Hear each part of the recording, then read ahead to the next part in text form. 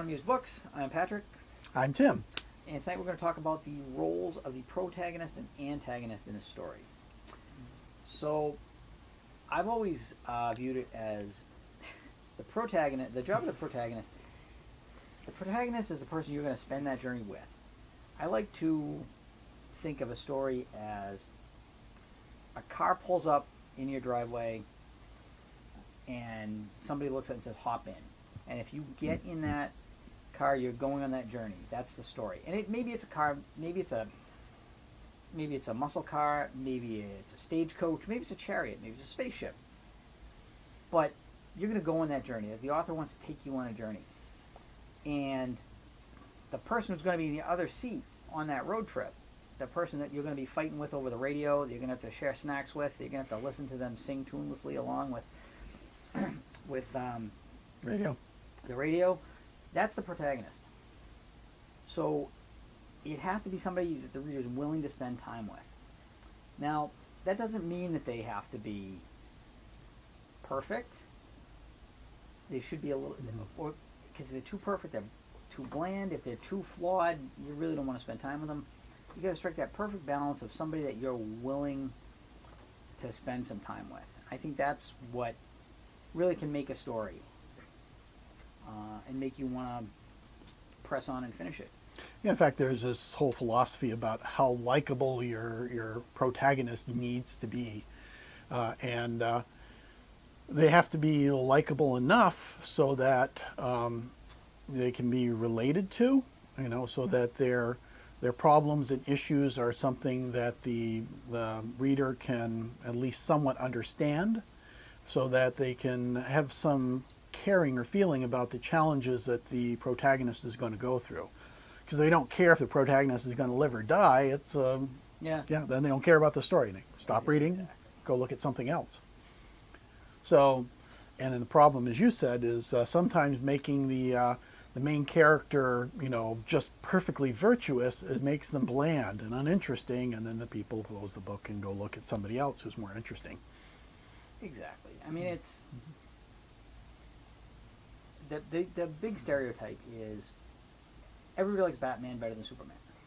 Mm-hmm. And it's because Superman, traditional Superman, is perfect. Mm-hmm. And Batman is kind of more gritty and interesting. Mm-hmm. And there are levels of that and how far you want to go and where everybody draws lines in different places, but you want the character to have enough going on and enough interesting quirks that they're not just a cardboard cutout. There's a tendency recently towards anti-heroes, towards really flawed heroes, and I think that can be overdone too. I think you can get to a point where sometimes you just may not want to spend time with that person. You may not want to go on the journey with that person. You may once you're actively rooting against the protagonist, I think the story has failed. One of the places where you have an anti-hero that pretty much works is with Deadpool. Yeah. Yeah, he's a terrible character in many ways as a person, but he's interesting. Yeah. Like, supremely interesting. And then many of his quirks, like he can't say kill or murder, so he has to use other words like undead. I have to make this person undead. Or unalive, that was the phrase. So, there's the personality quirks. If they're interesting, they can make the character, even a bad character, an anti-hero, more relatable, more fun, more enjoyable to be with. Yeah. And I think that's the whole point. It's you need to be invested in that character's story.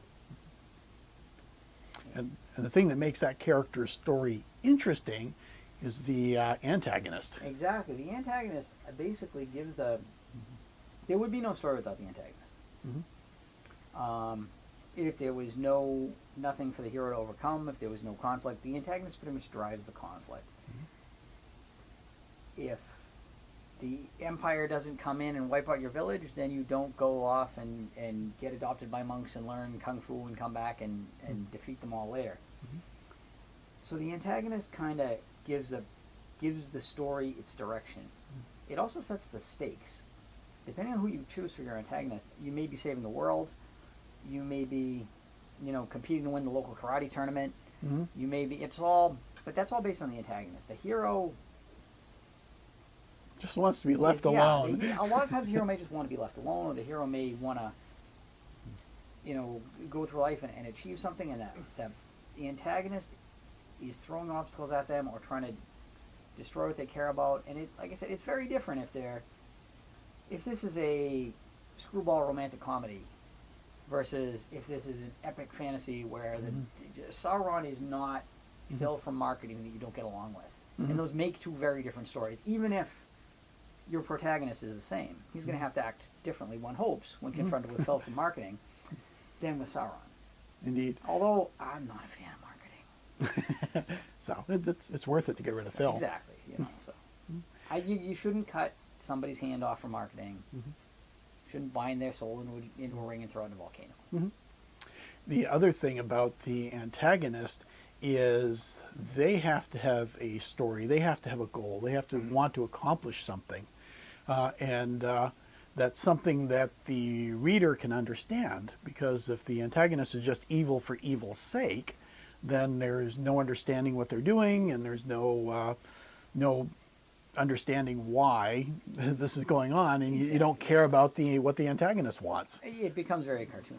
If your villain is just twirling his little wax mustache and tying women to the train tracks, it's kind of one note.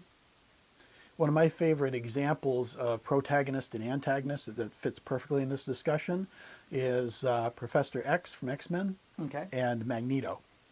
Yeah, I'll give you that. Magneto was a child who was a Jew who was brought into the concentration camps in World War II. Yeah. Yeah, and he was there when they first instituted the Jewish Registration Acts in Germany, and he saw where that went. And the story generally begins where in the United States they're setting up a Mutant Registration Act. Yeah, and he's seen where this goes. Exactly. He's seen this movie before. It doesn't end well. So even though he may be the bad guy in the story, he may be doing terrible things, you understand where he's coming from. Yeah. And from his perspective, it's right. In fact, Professor X actually agrees with him to a point. He says, if it comes to the point that we have to fight for our existence, then we will fight. But until we get to that point, I'm going to do everything I possibly can in order to maintain peace between mutants and humans. And that's the source of their conflict is, now is the time to act or later is the time to act. Right. And so... Yeah, so it's a more interesting setup than just black hat, white hat.